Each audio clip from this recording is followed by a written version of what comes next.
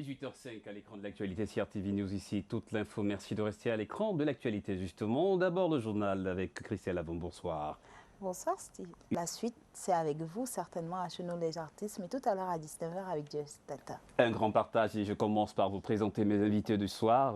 Cool Betty, pour un nom, c'est assez original. Il est écrivain, il est également critique littéraire.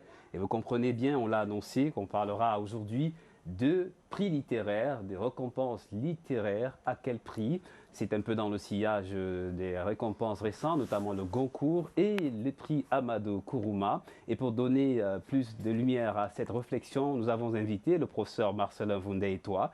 Il est professeur enseignant de littérature. Et c'est un plaisir, j'imagine que vous partagerez le lien de l'émission avec les internautes.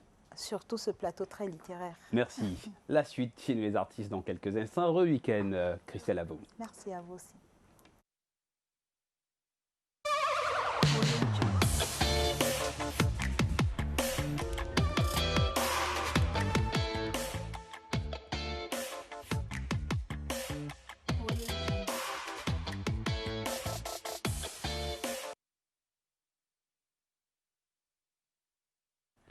– 18h à l'écran de l'actualité, passé d'un quart de minute, eh bien d'un quart d'heure. Bienvenue chez nous les artistes ce soir. On l'a dit, on ouvre la page d'une réflexion. Comment comprendre la vie autour des prix littéraires? C'est à la suite du Goncourt. Vous avez suivi cette actualité sur les antennes de CRTV News avec de bonnes questions que les voix de la littérature se posent. N'est-il pas temps d'organiser des récompenses littéraires sur les territoires d'Afrique?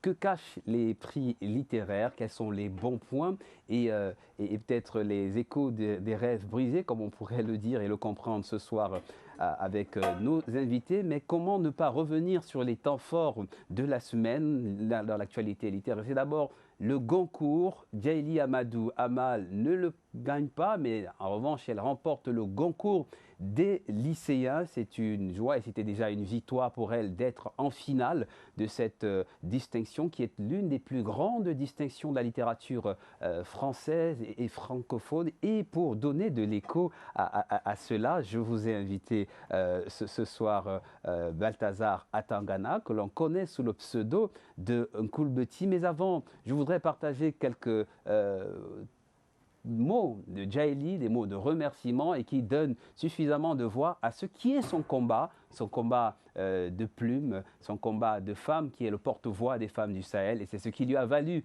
ces sacres, comme elle en a eu beaucoup ces dernières années. Djaïli Amadou Amal. Bonjour, je m'appelle Djaïli Amadou Amal, je suis auteure camerounaise et j'écris essentiellement sur la situation des femmes dans le Sahel. Je mets en scène trois femmes dont le destin relie. C'est donc d'abord l'histoire de Ramla qui fait face à un mariage précoce et forcé. Et puis, il s'agit aussi de ne pas aller dans la caricature. On a l'impression quand on parle de mariage forcé qu'il s'agit de prendre la femme, de l'obliger à se marier, tout ça. Oui, c'est plus un mariage par la persuasion en fait, par le harcèlement. On convainc la jeune fille que c'est pour son bien qu'on l'oblige à se marier avec quelqu'un qu'elle n'a pas choisi. Et puis ensuite, un sujet très très tabou, le viol conjugal. Là, je commence l'histoire des violences physiques avec Hindou, une jeune fille qui est la sœur de Ramla par ailleurs, qui est mariée de force à son cousin et qui subit un viol conjugal. Et même les médecins ne reconnaissent pas que c'est un viol parce que c'est fait entre guillemets dans la légalité, dans le mariage. Et c'est ce qui se passe souvent. Et puis, un sujet important aussi, c'est la complicité de toute la société. Toute la société se rend compte que cette fille-là est une fille battue par son époux. C'est une fille qui subit des violences, mais tout le monde se tait au nom de la tradition, au nom des coutumes, au nom de la religion, au nom de je ne sais quoi. Mais quoi qu'il en soit, on se rend tous coupables d'une manière ou d'une autre. On se rend tous complices d'une situation qui ne peut pas perdurer. Et puis la troisième partie, Safira. On parle de violence morale cette fois-ci. Safira, on lui amène une jeune coépouse qui est Ramla. Elle est là. Elle a à peine la quarantaine, mais elle est déjà vieille, reléguée au rang de première épouse juste de maman de la maison. Et elle parle de toute sa souffrance de femme. Djaïli Amadou Amal, la voix et la plume d'un triomphe, justement, qui a été porté en triomphe hier à son arrivée à Douala. Dès l'aéroport, c'est Djaïli Amadou Amal que nous aurons sur les antennes de CRTV News dans le courant de la semaine. Mais en attendant, nous avons des invités qui connaissent Djaïli, qui, je ne trahis rien, je vois sur la table un document qui ressemble à ce qui a pu passer sous la main correctrice du professeur, que non, professeur Marcelo Vondetta, bonsoir. Bonsoir, M. Kimbenge. Vous avez été surpris par ce succès en demi-teinte. On attendait Djaïli sur le Goncourt, on espérait, on a cru, on a eu espoir, mais on a simplement triomphé sur le podium du Goncourt des lycéens. Vous avez été surpris? Je ne pense pas qu'il s'agit d'un succès en demi-teinte. Il s'agit de deux distinctions différentes qui ont simplement le même nom générique, le Goncourt. Parce que précisément, le Goncourt que Djaïli a eu est le Goncourt des lycéens. Et si vous suivez l'histoire des prix littéraires et du Goncourt notamment, vous vous rendrez à l'évidence qu'il n'est pas exempt de critiques. Et les critiques portent sur les calculs qui pourraient être ceux des éditeurs en rapport avec les membres du jury du Goncourt. Or, précisément, l'avantage du Goncourt des lycéens, c'est qu'il s'agit d'un jury d'enfants, j'allais dire, innocents. Et vous savez que parfois, la vérité est dans la bouche des enfants.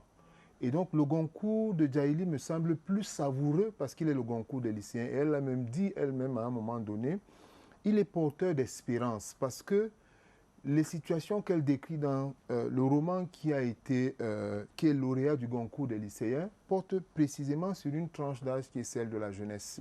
Et donc, pour moi, en réalité, ce Goncourt a un goût meilleur que si ça avait été le grand Goncourt. Ce d'autant que la carrière de Djaïli est commençante. Djaïli est à son 3e roman et commencer par le sommet peut être un exercice périlleux dans tous les domaines de l'art. Vous voyez, des auteurs comme Cheikh Hamidou Kane, Ferdinand Léopold Léonard, qui ont écrit des œuvres, qui les ont placées par les premiers jets au sommet de ce qu'on pouvait atteindre dans une carrière littéraire, ont eu toute la peine du monde après de se maintenir à ce niveau-là. Donc pour moi, il s'agit d'un palier vers quelque chose de plus grand et il était bon pour Djaïli, à tout point de vue, qu'elle commença par le Goncourt des lycées. Et ça tombe bien, on l'a dit sur nos antennes, être en finale du Goncourt était déjà une victoire pour elle. Et cela a bien eu des échos sur les réseaux sociaux. Justement, Coolbetty, nous avons lu quelques-uns de vos écrits, des signatures dans Mutation notamment, où vous avez dit « Il est temps que l'Afrique reconnaisse ses propres auteurs ». Autrement dit, l'Afrique doit organiser des plateformes de récompense littéraire. Oui, effectivement, l'Afrique doit organiser des plateformes littéraires parce que, comme le professeur l'a dit, le Goncourt que Djaïli remporte est assez exceptionnel. Pourquoi? Parce que, voyez-vous, vous avez près de 2000 lycéens qui ont la possibilité de dire voilà ce qu'on peut faire, voilà ce qu'on aime. On a même entendu certains dire que la vérité est sortie de la bouche des enfants. Voilà. Du cœur des enfants. Du coup, ils n'ont pas encore une certaine capacité à comprendre l'œuvre au-delà de la création littéraire, tout simplement, au-delà sans toutefois convoquer les outils critiques. Mais de la consommer dans leur innocence. Donc, ça veut dire que Djaïli, elle a gagné, pour moi. Elle a gagné, mais quelqu'un d'autre a été au top du podium en ce qui concerne le Goncourt. Il s'appelle Hervé Letellier pour son roman L'Anomalie. Et je vous invite, je vous prie de partager ce moment de joie qui était le sien. Et c'était en téléconférence. Voici une réaction d'Hervé Letellier. C'est pas quelque chose que... D'abord, on n'écrit pas pour avoir un quelconque prix, et puis on ne peut pas, à un quelconque moment, espérer qu'on va l'avoir. Donc, comme c'est un prix très symbolique, c'est un prix unique, qui a des conséquences très importantes pour les auteurs, évidemment, le fait d'espérer l'avoir est vraiment en dehors de la... Enfin, c'était pas du tout dans mon projet. Merci de revenir de nous retrouver sur cette antenne. On retrouvera probablement, certainement, cet extrait d'interview, cette réaction d'Hervé Letellier pour son roman L'Anomalie, dont on dit que c'est un livre qui nous invite à regarder comment les réseaux sociaux ont modifié, ça c'est entre autres, hein. Professeur, je sais que vous êtes toujours à la page des dernières sorties littéraires. Lui aussi, des quatre, ils n'étaient certainement pas tous connus, mais Hervé Letellier, c'est une plume de renom. Non, je n'en sais rien parce que je ne l'ai pas lu. Et je ne l'ai pas lu parce que, évidemment, la circulation des livres est un peu compliquée. En ce moment. Pour un livre qui fait l'actualité comme celui-là, il n'est nulle part trouvable dans nos librairies. Je ne vais pas faire des commentaires. Et c'est bien dit. Nous avons attiré l'attention nous attirons également votre attention sur une actualité qui a marqué la semaine. Il s'agit du Festival international de poésie des 7 collines qui est organisé par Jean-Claude Awono. Il est le président de la Ronde des poètes. 5 jours qui ont contribué à donner de la voix au vers et à la poésie sur un thème, Ensemble pour la vie, mais surtout un hommage à 2 poètes de renom. Il s'agit de Patrice Caillot, que vous connaissez, ça ce n'est plus un doute, et d'Ernest Alima. Je vous invite à vivre des temps forts en parole et en réaction de ce festival qui s'achève ce soir même à Ombessa. Je rappelle qu'il se tenait ici même à la Fondation Tandemuna et la fin, on se déporte à Ombessa. Mais avant, voici les dernières réactions.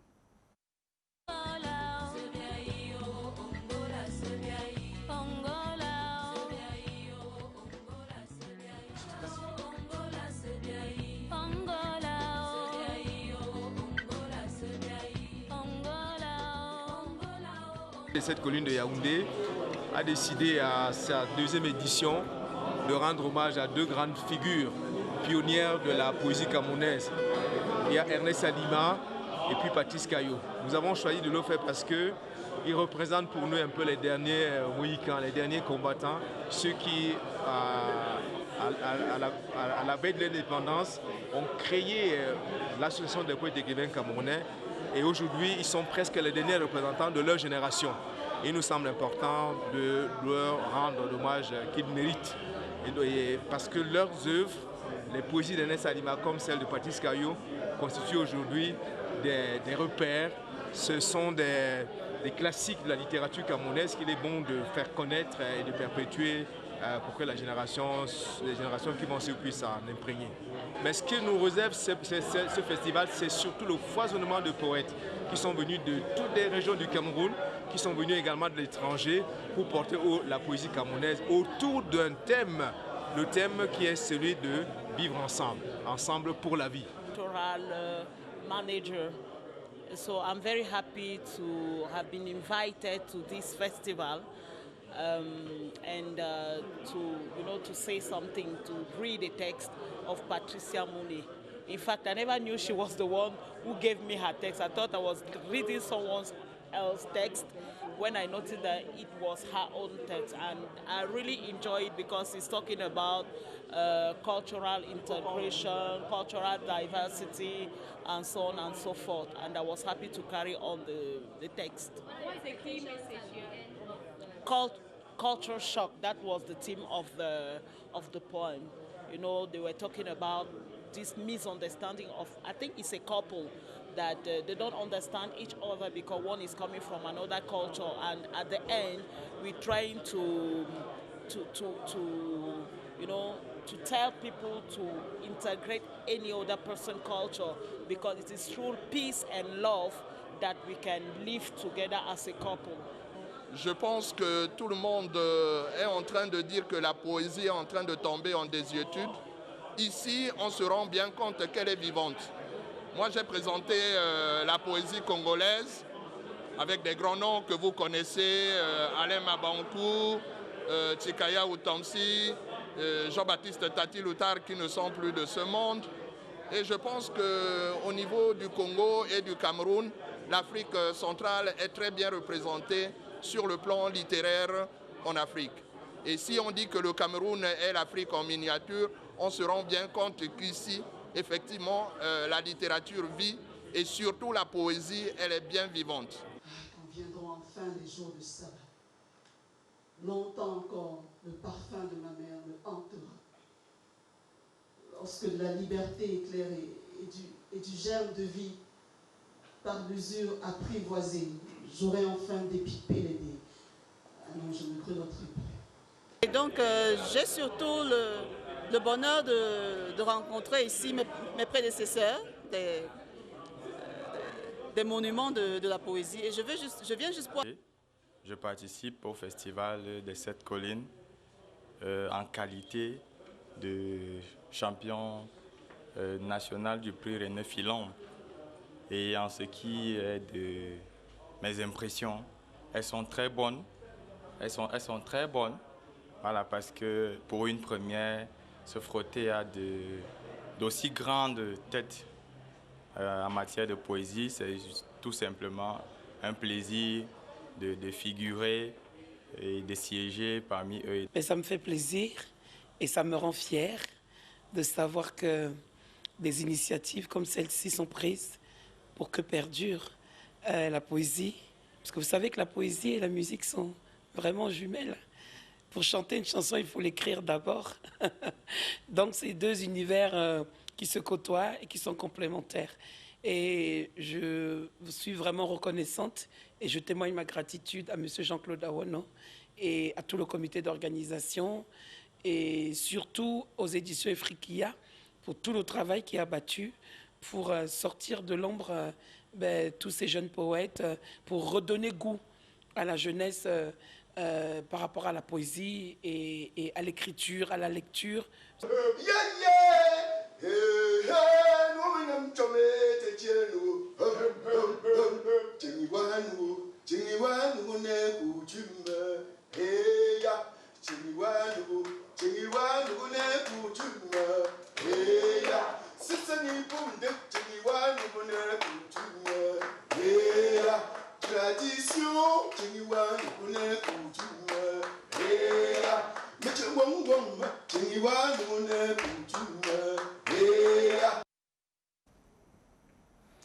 Chacun avec des mots et émotions qui pourraient faire un texte sur la poésie, justement. Il s'agissait des temps forts, des voix fortes du Festival international des poésies des 7 collines qui en est à sa fin ce soir à Ambessa. Et nous avons reconnu Valentin Olesongo du Congo, qui est représentant des poètes étrangers. Nous rappelons que c'est un événement qui est porté par Jean-Claude Awono, président de la Ronde de poètes, des poètes. Et vous avez également reconnu Queen Etemé, la chanteuse, qui est la marraine de l'événement de 10 ans. Regardez cette image. Il s'agit d'un des doyens de la poésie, Patrice Caillot, à qui le festival rendait et rend hommage. Et il n'était pas seul sur la liste. Il y a également Ernest Alima. Ce sont des noms que vous avez connus avant nous, professeur. Oui, il s'agit des noms parmi les premiers de notre littérature. Et si vous allez dans les premiers documents produits par l'association qui a porté la littérature dans les années d'indépendance, l'APEC, vous allez bien voir que Ernest Alima, par exemple, figure au nombre des membres fondateurs avec René Filon de cette association-là. Donc il s'agit de gens qui ont, je ne vais pas dire sacrifié leur vie, mais qui ont consacré leur vie à la promotion de la littérature camerounaise. Nous avons la chance de vous avoir sur ce plateau, d'autant plus que vous avez signé de nombreux articles sur l'histoire de la littérature camerounaise, notamment un article intitulé « La littérature camerounaise depuis l'époque coloniale ». On en prendra des nouvelles dans nos figures de style à la fin de l'émission. Et dit comme ça, je me tourne vers vous, Nkoul Beti. Ça peut être les mêmes échos. On dit que les prix littéraires, c'est de triomphe, c'est des fabriques de la gloire, c'est des sacres qui donnent un sacré coup de pouce à la notoriété. Et puis quoi? Pour vous qui êtes d'abord écrivain, et là je m'adresse à l'écrivain. Et puis, au-delà de la reconnaissance, au-delà de la notoriété, il y a l'aspect marketing, disons ça comme ça, de l'œuvre. Parce que au-delà de la production de l'œuvre, il faut, au-delà de l'auteur, disons ça comme ça, parce que le danger, c'est de mettre en avant seulement l'auteur et d'oublier parfois son œuvre. L'éditeur. Oui, l'éditeur, tout ce qu'il y a comme arsenal derrière. Au-delà de tout cela, il y a la promotion de l'œuvre. Parce que parfois, le danger, c'est de ne promouvoir que l'auteur et d'oublier ce qu'il a écrit. Et pourtant, ce qui est véritablement important, ce qui devrait être mis en avant, c'est l'œuvre de l'auteur. Donc, au-delà de tout, c'est l'œuvre qui est valorisée. Voilà. On l'a entendu aussi, professeur, reconnaissance, encouragement, visibilité, ce qu'elle gagne, ce qu'elle va beaucoup vendre. Et la suite, ça peut être quoi? Je pense que les prix littéraires permettent, dans une société où de nombreuses œuvres sont publiées, de faire une espèce de tri et de procéder à des accélérations de carrière de certains ouvrages, de certains auteurs, quand ils le méritent. Donc, il y a ce côté-là qui fait que lorsque vous recevez un prix littéraire, dans la somme des œuvres qui sont produites, la vôtre se distingue et ça permet ainsi de faire vivre l'éditeur en même temps, parce que un Goncourt peut permettre à un éditeur de faire son chiffre de l'année. Et un Goncourt n'est pas une mauvaise affaire pour l'auteur non plus.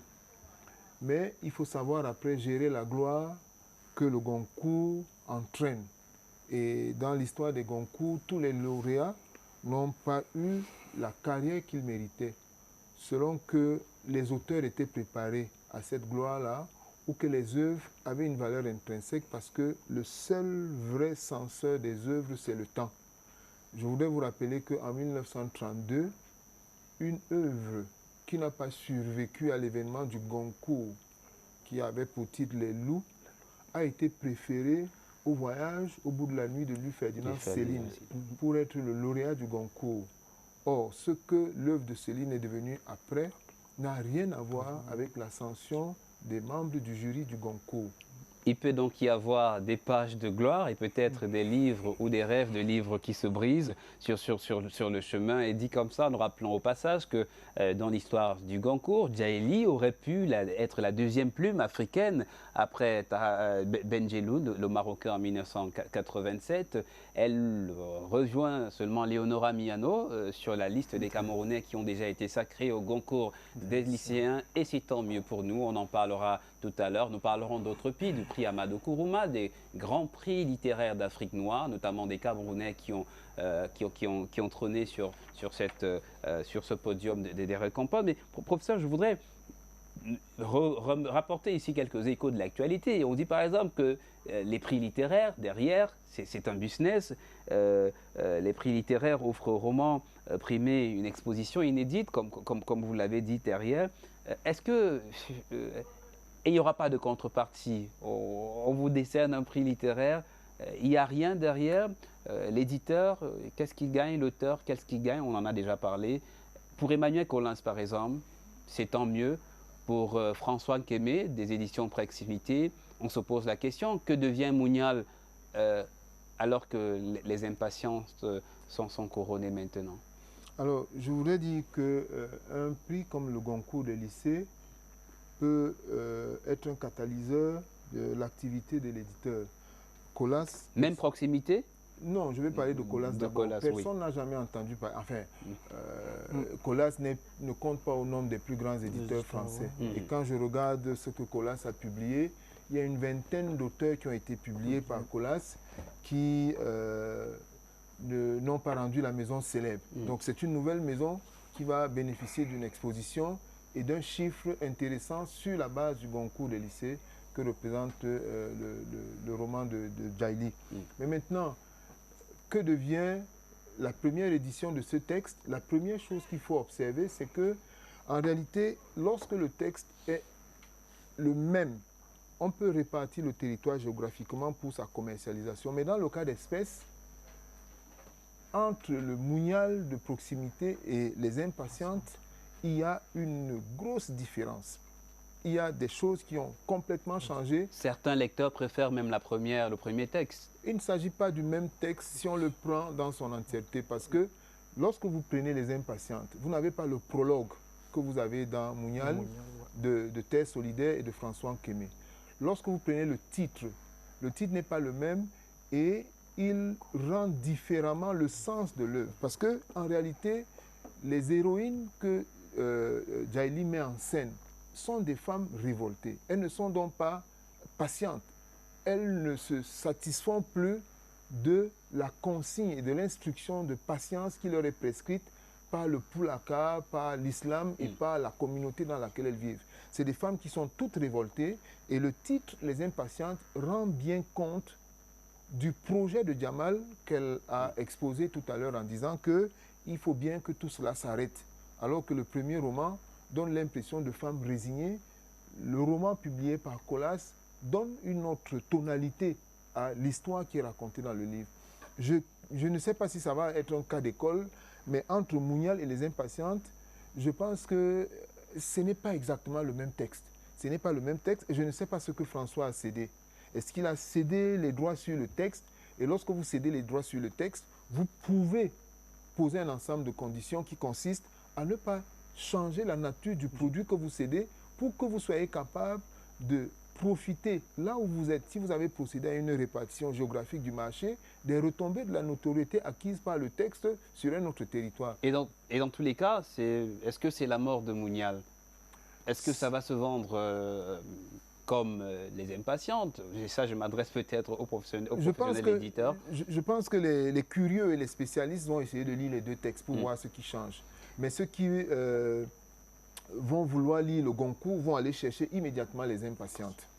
Un prix après réédition de Mounial, paru aux éditions Proximité à Les Impatientes, paru aux éditions Emmanuel Collins, le livre qui est sacré, prix Goncourt des lycéens, de Djaïli Amadou Amal. Eh bien, ça peut être aussi l'occasion de remettre sur la table du débat la question de la survie des éditeurs à travers les concours comme cela ou des plateformes de distinction comme celle-là. Je voudrais, professeur, que Coulbetti réagisse, et c'est un sujet qui lui tient à cœur, que nous-mêmes, et je le cite mot pour mot, reconnaissions nos auteurs. Mais j'ai aussi lu sur Facebook, sur un forum d'échange, une phrase qui ressemble à celle-ci: « Tant qu'on écrit en français, un Goncourt reste un Goncourt ». Autrement dit, tant qu'on écrira en français, les meilleures plateformes de distinction devraient venir de la France. Vous réagissez à ça comment? C'est Daniel Eyango qui l'a mis sur Facebook. Daniel Eyango.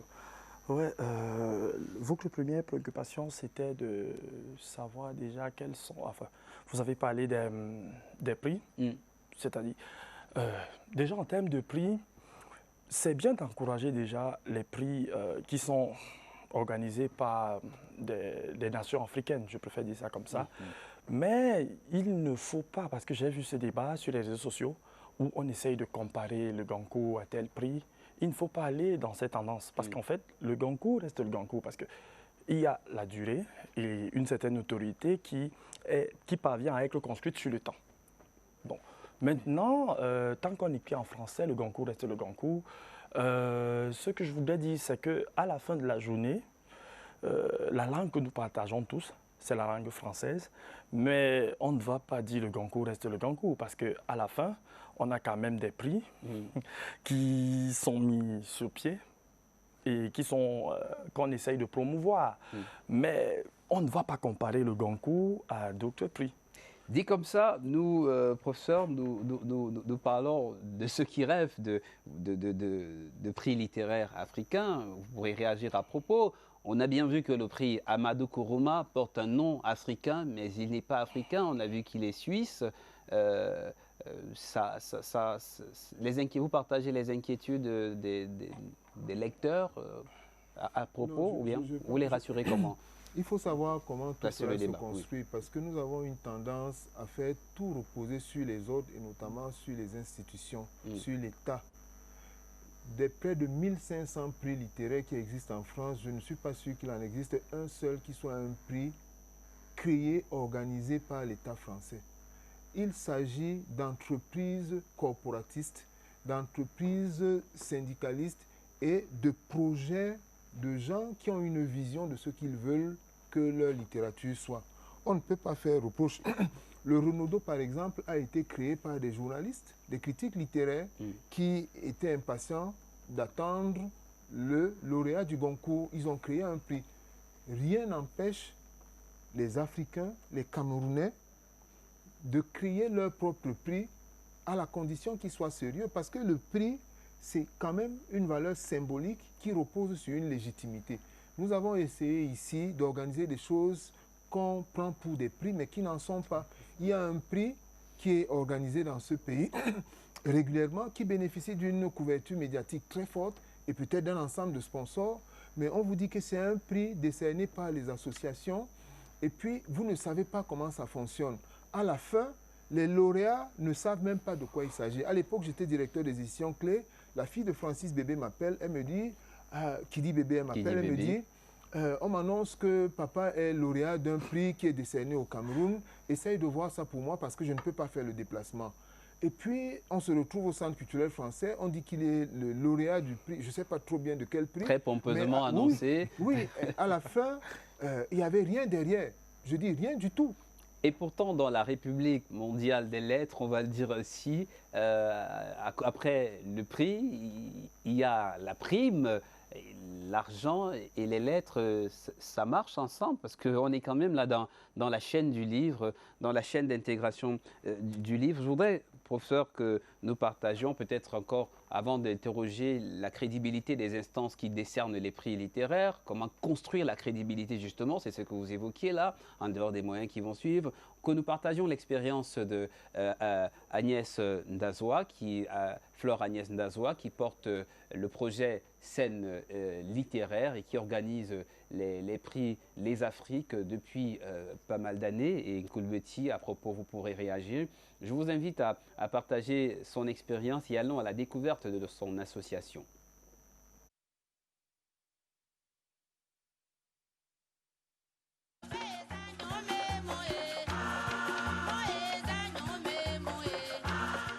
La Scène littéraire est une association qui a été créée au Cameroun en 2015.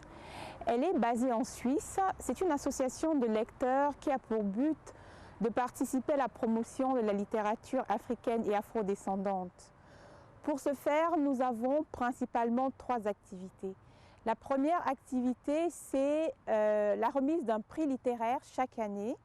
La deuxième activité, c'est les résidences littéraires au Cameroun. Et la 4e activité, ce sont les cafés littéraires en fait, que nous organisons dans plusieurs pays d'Afrique noire francophone, en Suisse et en France, pendant tout le long de l'année. Voilà. Alors, ce dont je veux vous parler aujourd'hui, c'est particulièrement le prix de la scène littéraire qui s'appelle le prix Les Afriques, qui a été décerné cette année à une écrivaine nigériane qui s'appelle Ayobami Adebayo pour son livre « Reste avec moi ». « Reste avec moi », c'est quoi? C'est un magnifique roman qui traite des thèmes de l'infertilité, donc la stérilité, de la famille, de l'amour, des violences sociales et politiques. Donc, bref, c'est une multitude en fait de thèmes qui ont été traités dans ce magnifique roman, de sorte que le jury, cette année, l'a choisi. Donc, nous allons lui remettre le prix vendredi 27 novembre 2020 à Genève ou bien à Paris, ça dépendra des conditions. Sinon, après, qu'est-ce qui va se passer? C'est que le prix, en fait, va peut-être acheter, si on trouve un accord avec l'éditeur, va peut-être acheter les droits en fait, de ce livre-là et nous allons l'imprimer pour le distribuer comme on le fait chaque année à des étudiants ou des jeunes tout simplement en Afrique subsaharienne, au Cameroun, au Sénégal, au Congo par exemple, au Bénin, pour qu'ils fassent des cafés littéraires et qu'ils puissent avoir entre les mains en fait le livre qui a été primé. Voilà.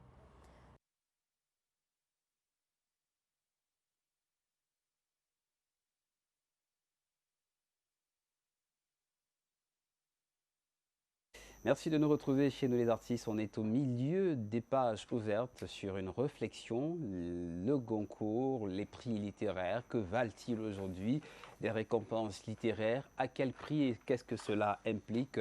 Vous imaginez que c'est un peu dans la foulée des hommages rendus à Djaïli Amadou Amal, lauréat du prix Goncourt des lycéens avec son livre, son roman Les Impatientes. Et vous venez d'écouter et partager l'expérience de Flore Agnès Ndazoua de la scène littéraire. Alors, c'est dit, vous la connaissez, vous y travaillez presque tous les jours. C'est quand même l'une des plateformes financées, encouragées, motivées par les Africains eux-mêmes? Oui, c'est l'une des plateformes encouragées et financées par les Africains eux-mêmes. Mais la question qui se pose, c'est pendant combien de temps? Parce que c'est sur la durée qu'on évalue un prix. Oui, les premières années, parce que c'est un prix qui a été créé, je crois, en août 2015. Permettez-moi de célébrer le prof. Le prof était présent.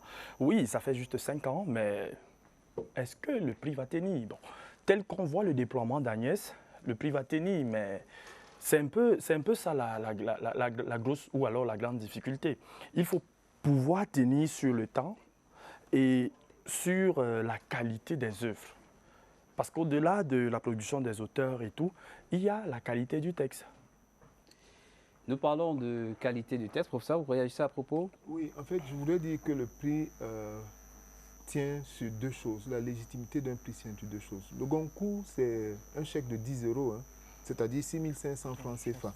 Mais le lendemain du Goncourt, c'est des centaines de milliers d'exemplaires vendus. Donc un prix est adossé sur une culture de la lecture qui fait que les lecteurs cherchent les livres de qualité et lorsqu'on leur montre un livre qui a reçu un prix, c'est a priori un livre qu'il faut lire parce que ceux qui l'ont sélectionné ont bon goût. Ça, c'est la première chose. Le prix peut aussi être un encouragement direct à l'auteur. Il y a des prix en France qui sont moins importants que le Goncourt, mais qui récompensent les auteurs en leur donnant des bourses, en leur donnant des résidents d'écriture. Au-delà des résidents d'écriture, des gains, il y a des prix. Lorsque vous le remportez, vous avez l'équivalent de 50 millions de francs CFA en tant qu'auteur.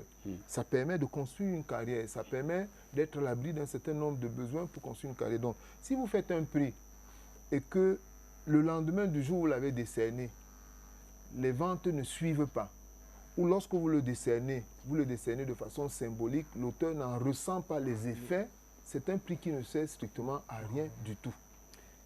En voici d'autres, et peut-être vous nous en direz des nouvelles. Le Grand Prix littéraire d'Afrique noire, depuis 1961, je crois, si je ne me trompe pas, nous avons près de 13 Camerounais ou un peu plus qui ont raflé la mise, le quart des mises.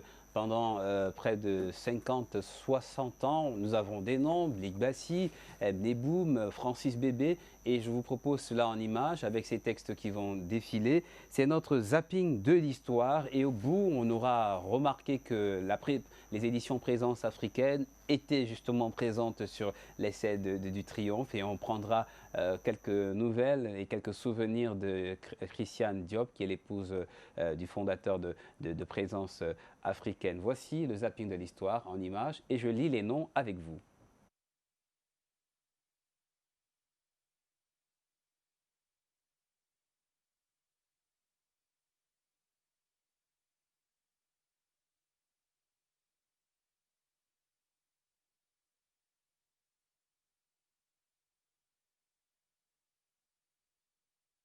Paille.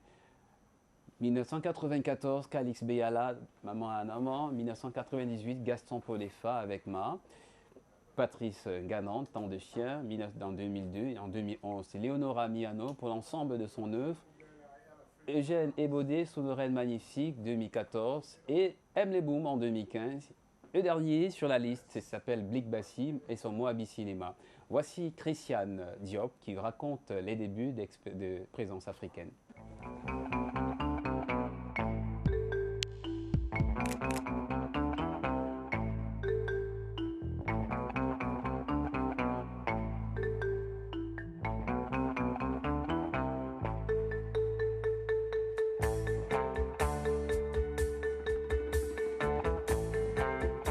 C'est toute ma vie. J'ai grandi dans la joie, les craintes, les angoisses de cette création.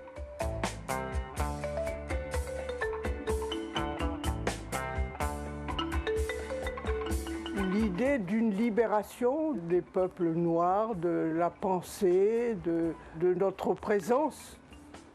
Au fond, nous étions niés, on n'existait pas.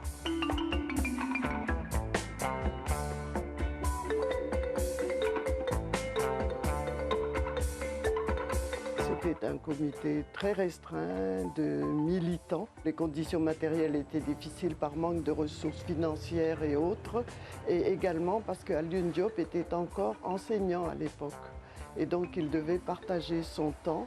2 ans après la création de la revue Présence africaine, il a pensé qu'il serait logique de créer une maison d'édition pour mieux diffuser les auteurs africains et de la diaspora.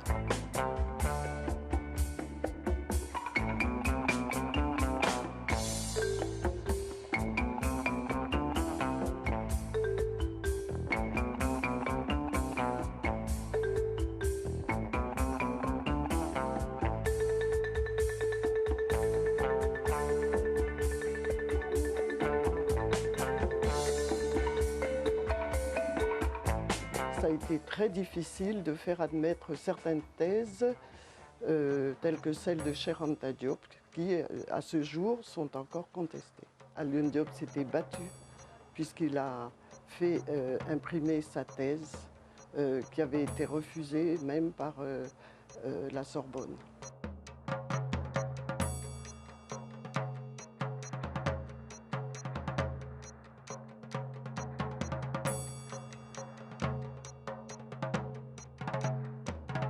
Premier congrès des écrivains à la Sorbonne.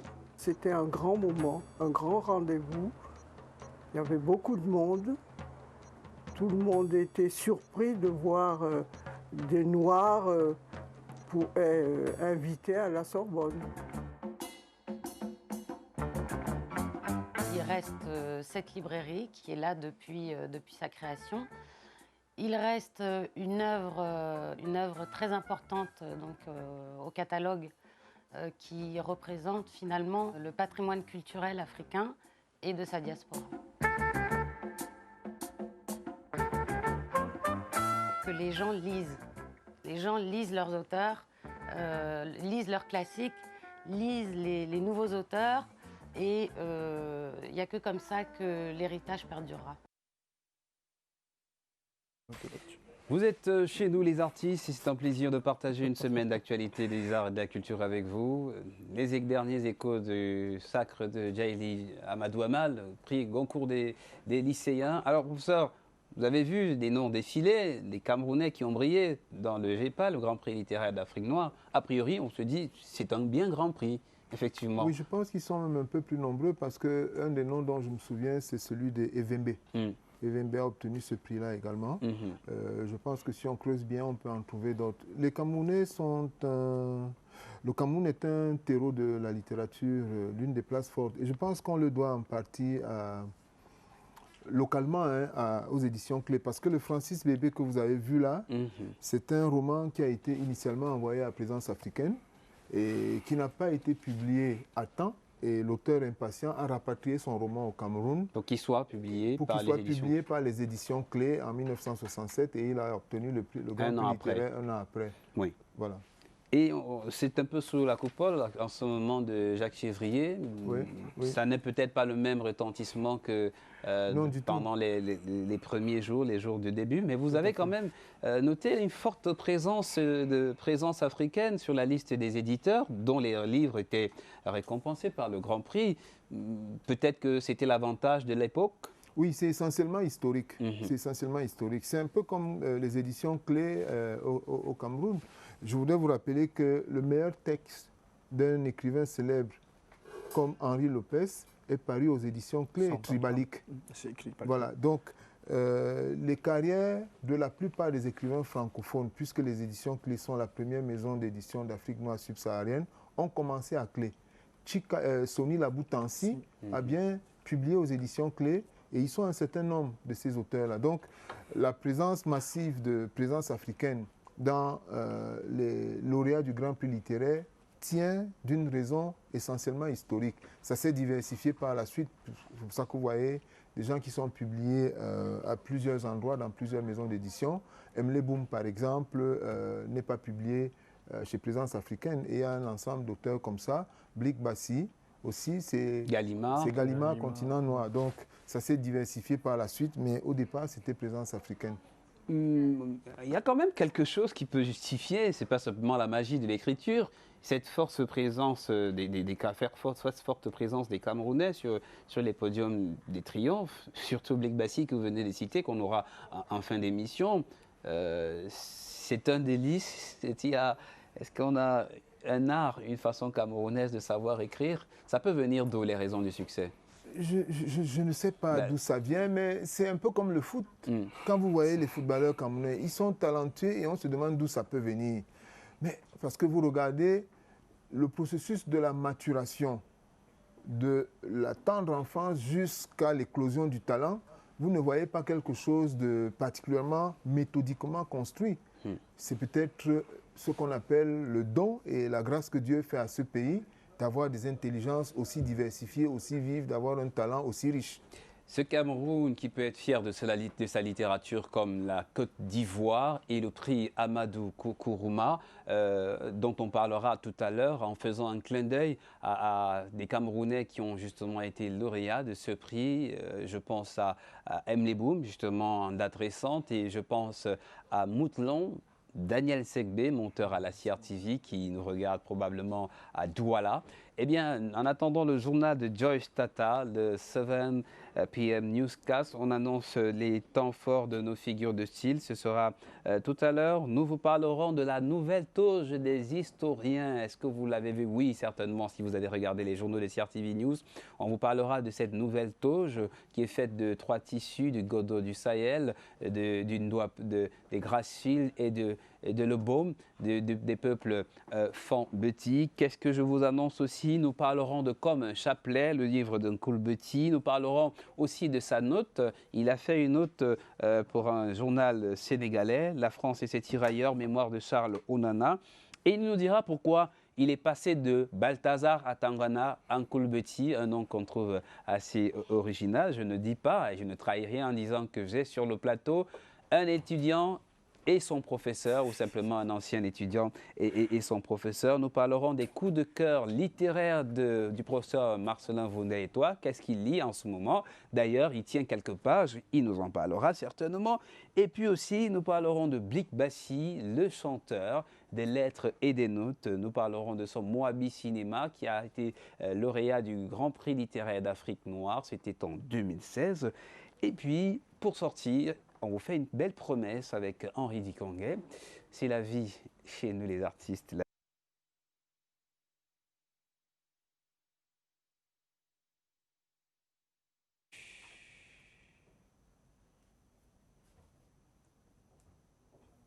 Chez nous les artistes, la suite, et c'est avec nos figures de style. C'est en plus live, quand je le dis, je pense au bon goût littéraire du professeur Voundet-Etouah, notre invité ce soir. Je parle aussi de Blik Bassi, un artiste que vous aimez beaucoup, dont vous aimez beaucoup les musiques. Et cette fois, on parlera de l'auteur de Moabi Cinéma, ce qui lui a valu le prix, de nombreux prix sur la scène internationale. L'autre invité s'appelle Beti. Mais laissez-moi, chers invités, partager avec vous ces images. Regardez, ce sont des images venues de l'université de Ngaoundéré, inédit, coup de ciseaux inédit dans l'histoire de la couture des toges au Cameroun, avec ce que propose la Société camerounaise des historiens. Ce serait bien maintenant de s'habiller comme ça à l'université. Vous voyez bien que c'est un bon mix de baume, de l'air Fan-Beti, d'une dope des Grassfield et de Godo de l'air sahélienne. Vous pouvez y réagir et ça pourrait bien vous aller, professeur, vous aussi qui êtes dans les amphis et dans les jurys des soutenants. Vous réagissez à propos? On a reconnu le professeur Abois, c'est assez original. Oui, je pense que l'idée est excellente, mais il faudrait l'élargir. Parce que la tradition universitaire ne fait pas des toges pour des disciplines. Elle fait des toges pour des universités. Donc, si vous faites une toge pour des historiens, je crains qu'on ait un paysage de tauges trop bigarré pour identifier une université par ces tauges. Si nous allons vers des tauges qui se rapportent à nos valeurs culturelles et identitaires, il faudrait que toutes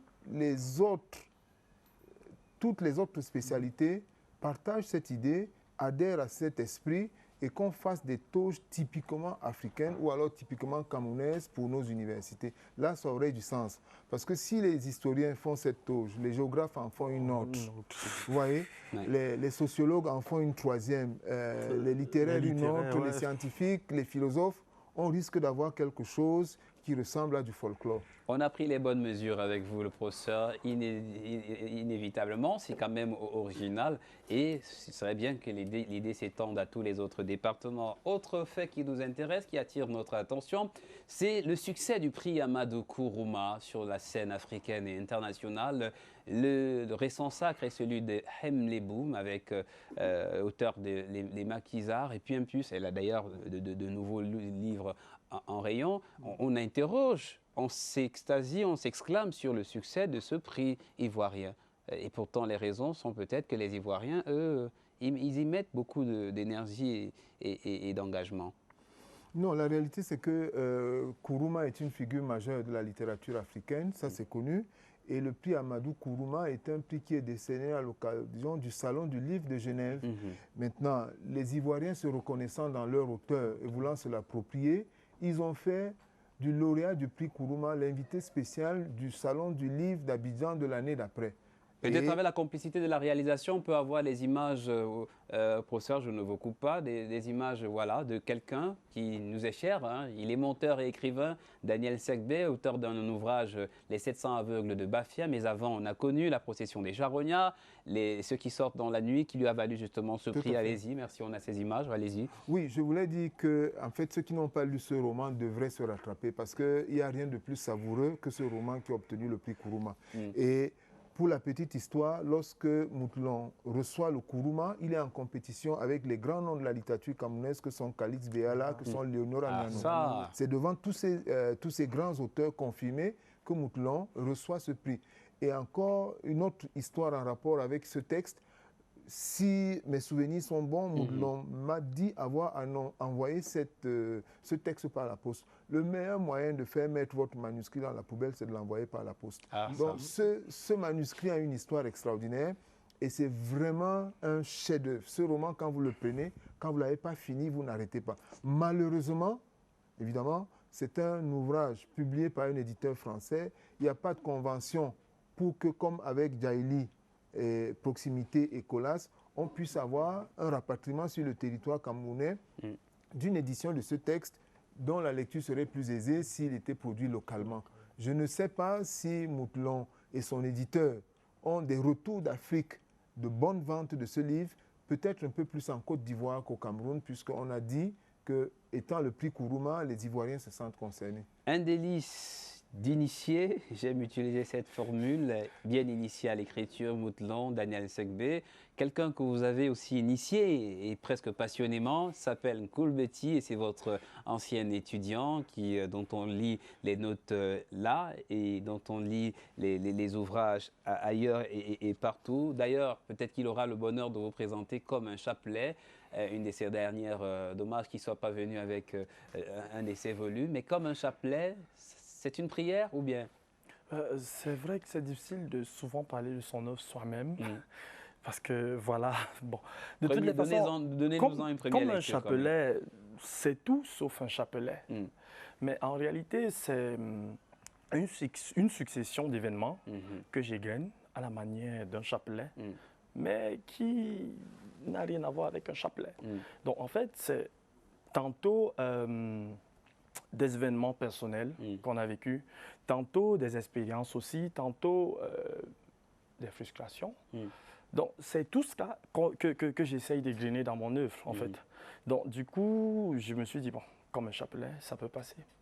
C'est un titre qui nous parle, tout comme votre pseudo, Nkoulbeti, traduction, le tam-tam Beti. Ouais. Comment on est passé de Balthazar à Tangana, ça c'est votre nom, à Nkoulbeti? Je risque d'être trop long, mais... Allez-y brièvement. Au départ, c'était très fantaisiste parce que je me suis dit, excusez-moi, mais j'ai deux modèles, enfin pas deux modèles, deux personnes qui m'ont inspiré dans l'écriture. Dans l'écriture, c'est Charles Guébogo, il est professeur à Washington International School. Maintenant, dans la critique littéraire, j'ai la chance, ce soir, peut-être qu'il va se dire, bah, je le fais parce qu'il est là, c'est le professeur Wunda. Donc, du coup, je me dis, bon... qui était très dur avec nous à l'école de journalisme quand on faisait des Non, notes. vous étiez en journalisme, hein. Nous, on était en littérature. Donc, initiation à la critique littéraire, littérature comparée et tout. Donc, je me dis, bah, le monsieur, il dit, tu peux écrire des notes de lecture et puis tu gagnes ta vie. Bah, est-ce qu'il est sérieux, lui? Je me dis, bon, je vais me lancer là-dedans. Et ma mère s'oppose. Elle me dit, mais tu m'arrêtes ça. Je ne veux pas. Je dis, bon, je vais cacher. Et curieusement, je lisais tout le temps, parfois dans la mutation, parfois dans le jour, ces notes de lecture et tout. Je dis, mais une fois, je lis quand Saint le Palmier, il fait une note de lecture là-dessus. Les professeurs... Oui, je dis, mais attends. Je vais faire ça. Je m'engage et puis bon, pour aller rapidement, je me dis, je cache le nom Balthazar pour que ma mère ne sache pas. Je choisis une Coulbetti. Voilà, on a comme une ça partie que de je... l'histoire. Merci de nous l'avoir raconté. La suite, on pourra le partager sur les réseaux sociaux. Vous êtes d'ailleurs très présent, Coulbetti. Professeur, on est curieux de savoir ce que sont vos goûts littéraires en ce moment. Vous lisez quoi en ce moment? Alors, Beaucoup de cœur. Je lis très pratique. J'ai fait quelque chose d'inhabituel n'ayant pas ce texte. Puisque je voulais travailler sur le texte, j'ai imprimé la version l'e-book des Impatients. Donc, je lis en parallèle Mounial et les Impatients pour voir les enjeux éditoriaux, pour voir quel est le travail de l'éditeur.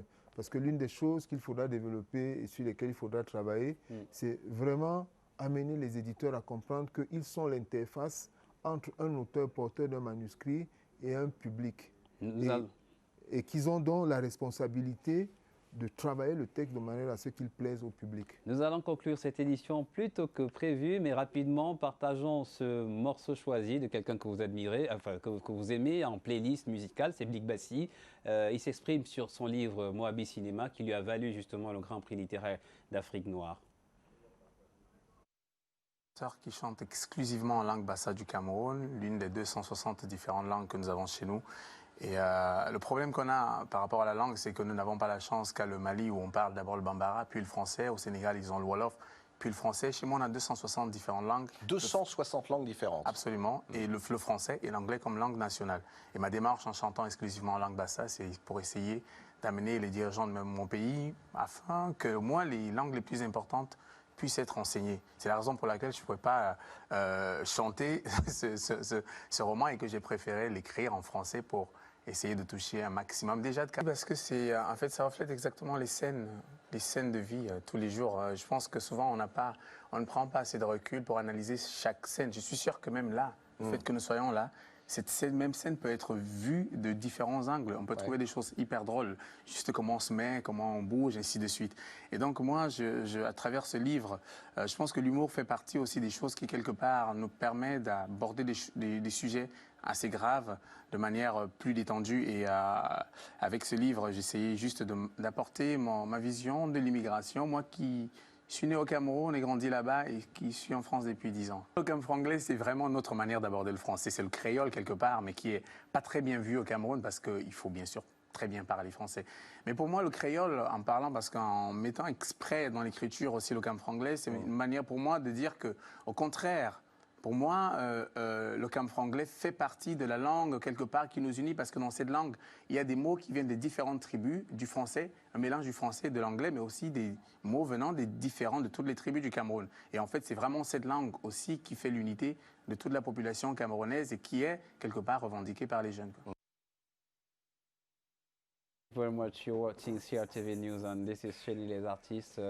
On s'achemine vers la fin. Professeur, vous n'êtes jamais insensible quand Blick Bassi parle, surtout quand on joue une musique de Blick Bassi. Oui, je pense qu'il chante une musique entraînante. Son lyrisme est touchant. Je n'entends aucun mot de bassa, ou j'en entends quelques-uns qui participent des civilités, mais quand il chante, je me sens concerné. Un morceau choisi pour la fin, mais avant le mot de fin d'un Coulbetti. Qu'est-ce que vous faites ces jours-ci? Toujours les notes de lecture, un roman en chantier? Ces jours, ce que je fais, c'est que je prépare le premier trimestre 2021 avec plusieurs projets de l'Institut Mémoire de l'édition contemporaine de Caen, où je suis chercheur associé, et beaucoup de manuscrits que j'espère pouvoir proposer à prof. Et le clin d'œil est passé. Le professeur, vous allez soumettre vos textes à son œil très correct, très critique et finalement correcteur. Pourquoi ne pas dire merci à la télé? Le professeur, il a été très, très dur envers nous. Et puis finalement, j'espère qu'il sera fier de nous un jour. Merci d'être chez nous les artistes. La fin, c'est avec cette séquence en version acoustique. C'est la vie, signée Henri Dikongué, que nous vous proposons. Cela dit, professeur, merci d'avoir accepté une fois encore d'être notre invité chez nous les artistes. Kolbeti, c'était un plaisir. La suite, c'est l'actualité, le journal des élections à 19h30. Et puis après, on reste connecté sur RTV News. Ici, toute l'info. Voici la fin, c'est la vie avec Henri Dikongué. Vous allez aimer. Bonsoir.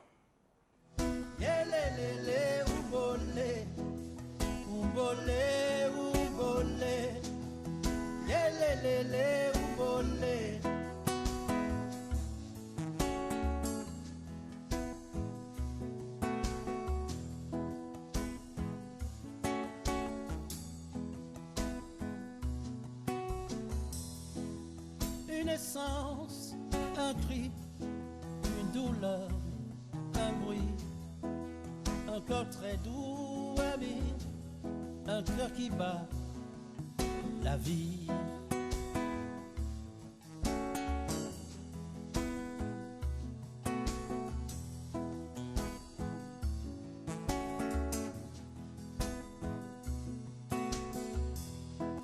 Je voudrais m'arrêter sur ce bonheur qui m'est donné. Cette force jaillit de sa fragilité, ne finit pas de m'étonner. Balayer, balayer, balayer, laissez ma détresse où elle est. Paraît beau, tout paraît léger, comme si le monde avait changé. C'est la vie, la vie, la vie, oh la vie, elle est bien la divine amie, nous des visages et nos souris.